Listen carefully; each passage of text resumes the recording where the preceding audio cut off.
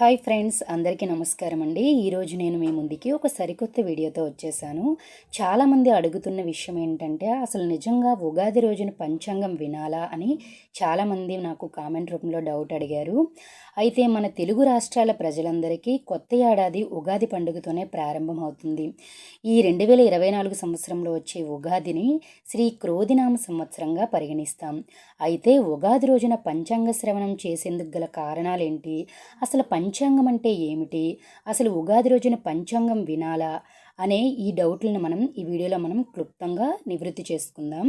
అయితే మన తెలుగు వారందరికీ ఉగాది పండుగ అంటేనే గుర్తుకు వచ్చేది ఉగాది పచ్చడి, అలాగే పంచాంగ శ్రవణం. ఈ పవిత్రమైన రోజున పంచాంగం వినడం అనేది మన తరతరాల నుంచి వస్తున్న ఆనవాయితీ. ఈ రోజున తమ భవిష్యత్తుకు సంబంధించి ఆదాయం, వ్యయం, రాజపూజ్యం, అవమానాల గురించి తెలుసుకోవాలనుకుంటారు. హిందూ పంచాంగం ప్రకారం ప్రతి సంవత్సరం చైత్ర శుద్ధ పాడ్యము రోజున ఉగాది పండుగను జరుపుకుంటారు.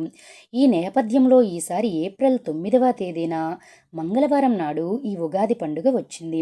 ఈసారి తెలుగు ఏడాది శ్రీ క్రోధినామ సంవత్సరంగా ప్రారంభం కాబోతుంది. ఉగాది పండుగ రోజున దేవాలయాల్లో లేదా ఏదైనా ఆధ్యాత్మిక ప్రాంతాల్లో పండితులు పంచాంగ శ్రవణం కార్యక్రమాలను నిర్వహిస్తారు. ఈ సమయంలో వచ్చే ఏడాది వరకు తమ రాశి ఫలాలు, గ్రహాల స్థితులు ఎలా ఉన్నాయి, ఏమైనా దోషాలుంటే నివారణలు తెలుసుకుంటారు. ఇదిలా ఉండగా ఉగాది పంచాంగం విశిష్టతలేంటి, పంచాంగ శ్రవణం చేసే ముందు పాటించాల్సిన నియమాలేంటి అనే ఆసక్తికరమైన విషయాలను ఇప్పుడు తెలుసుకుందాం.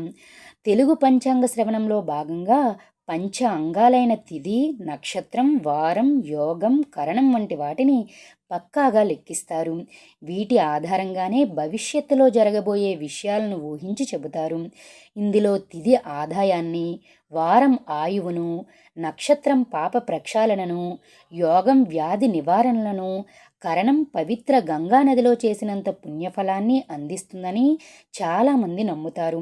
వీటితో పాటు కొత్త ఏడాదిలో ఎంత మేరకు వర్షం కురుస్తుంది, పంట పొలాల పరిస్థితులు, ఏరువాక కార్యక్రమం ఎలా ఉంటుందనే వివరాలతో రైతులకు ఈ పంచాంగ శ్రవణం ఎంతో ఉపయోగకరంగా ఉంటుంది. పంచాంగంలో 2 రకాలుంటాయి. అందులో ఒకటి దృక్, రెండోది వాక్.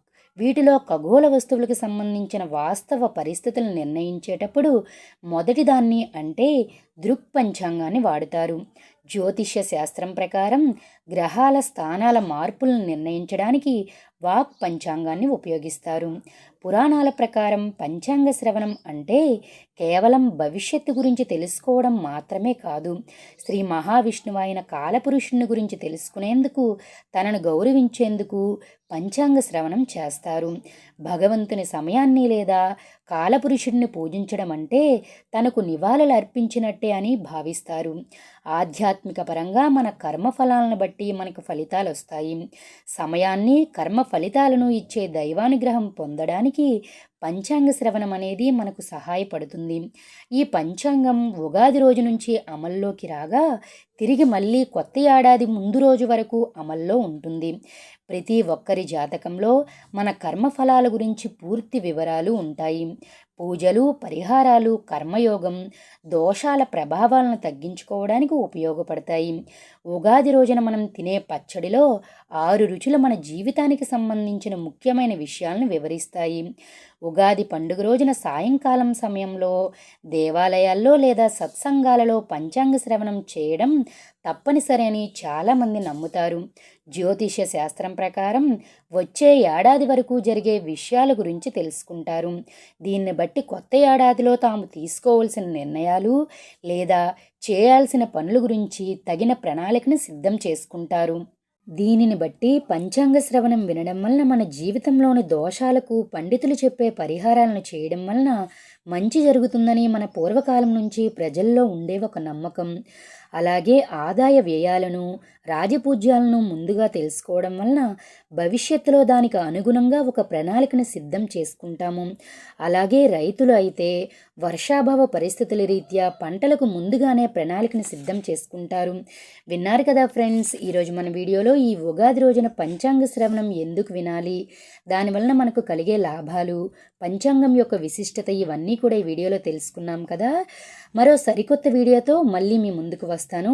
ఈ వీడియో మీకు నచ్చినట్లయితే లైక్ చేయండి, కామెంట్ చేయండి, అలాగే మీ ఫ్రెండ్స్కి షేర్ చేయండి. ఇటువంటి మరిన్ని లేటెస్ట్ వీడియోస్ కోసం మా ఛానల్ని సబ్స్క్రైబ్ చేయడం మాత్రం మర్చిపోకండి. మా ఛానల్ని సపోర్ట్ చేయండి. Thank you for watching our video.